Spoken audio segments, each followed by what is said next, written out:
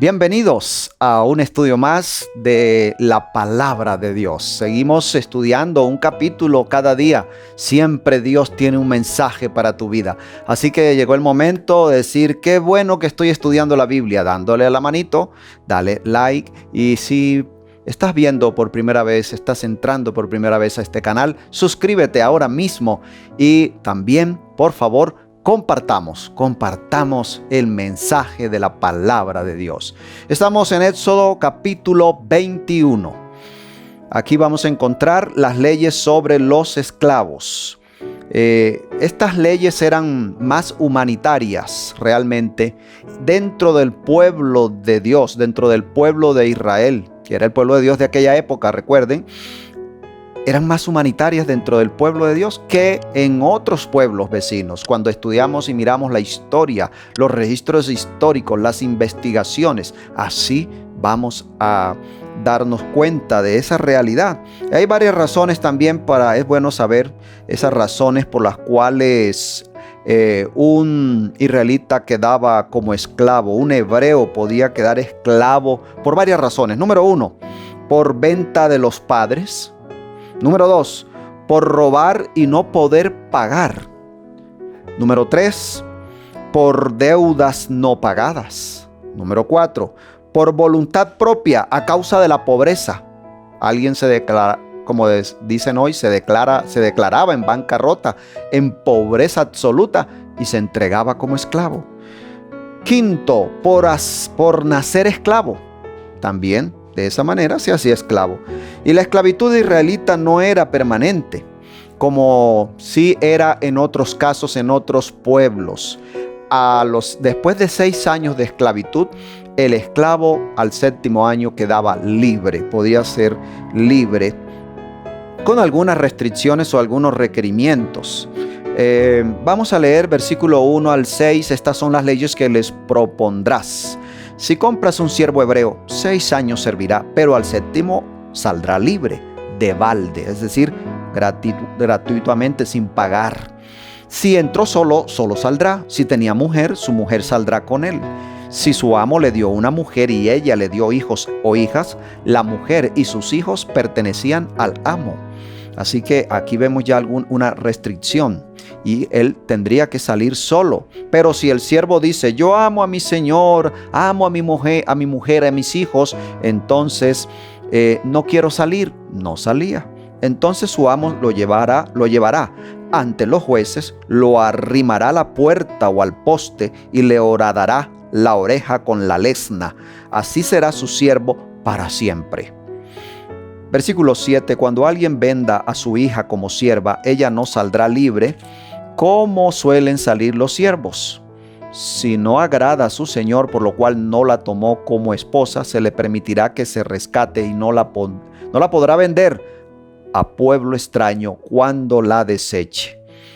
Así vemos varias indicaciones aquí, restricciones, reglamentos en torno a la esclavitud. Del versículo 12 al 17 encontramos lo siguiente: leyes sobre actos de violencia. El que hiera a alguien haciéndolo así morir, él morirá. Pero el que no pretendía herirlo, sino que Dios lo puso en sus manos, entonces yo te señalaré el lugar al cual ha de huir.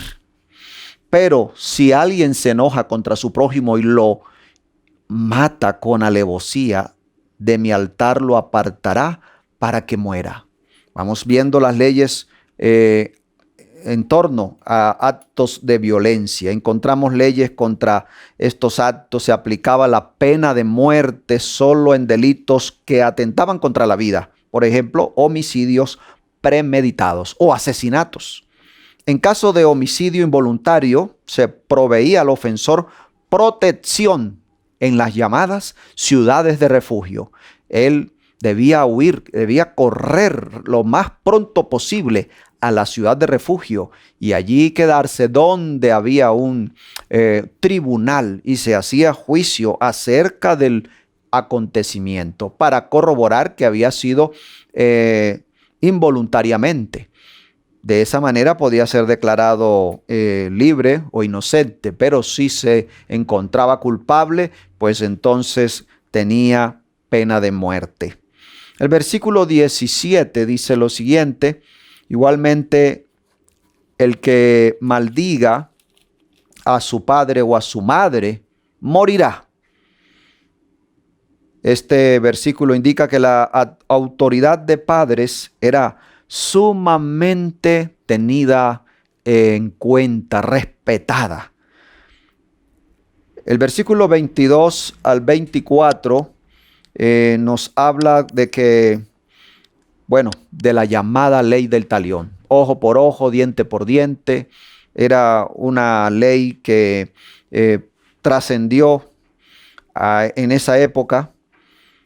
Y esta fue una ley que cuando leemos el texto pareciera muy dura, muy severa. Pero saben, en el contexto de aquella época, esta ley apaciguó, controló los ímpetus que habían en la sociedad y en el contexto de venganzas cuando por un hecho podría llevarse a cabo una venganza con matanza de mucha gente. Por eso el pueblo de Dios aquí está poniendo una ley de justicia, una ley justa que controlaba esa venganza de sangre. Esta ley impedía actos injuriosos contra terceros. Aunque luego vamos nosotros a ver en la Biblia que el Señor Jesús trasciende a esta ley. Y ya en San Mateo Él nos habla de otra ley, la ley del amor. La ley de si te pegan en una mejilla, voltear y dar la otra. Cosas como estas en torno al amor.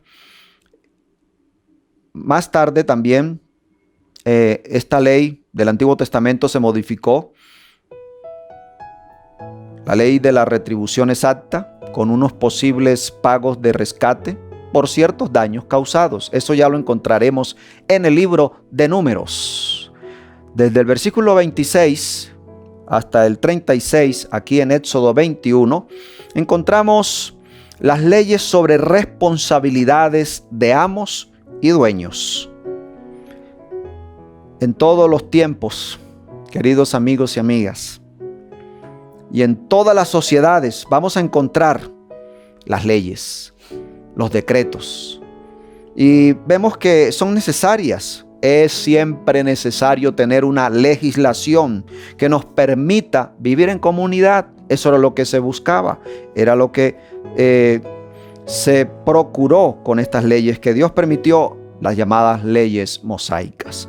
Pidamos ahora, queridos amigos y amigas, que la ley del amor en nuestro tiempo, en nuestra sociedad, pueda darse a conocer. ¿De qué manera? A través de tu propia vida y de mi vida.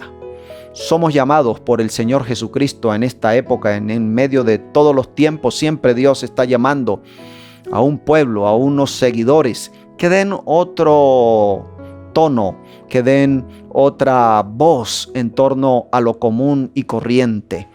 En medio de tantas leyes y situaciones, siempre vamos a encontrar que es difícil cumplirlas. Vemos las cárceles llenas de presos, de gente. Ya no caben más allí. Los tribunales y los juzgados están con casos en fila de años y años.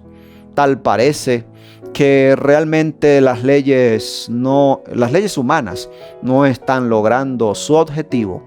Por eso yo quiero invitarte en este momento, al concluir este capítulo, a que tú y yo seamos propagadores con nuestra propia vida, con nuestro propio ejemplo de la ley superior, la ley del amor.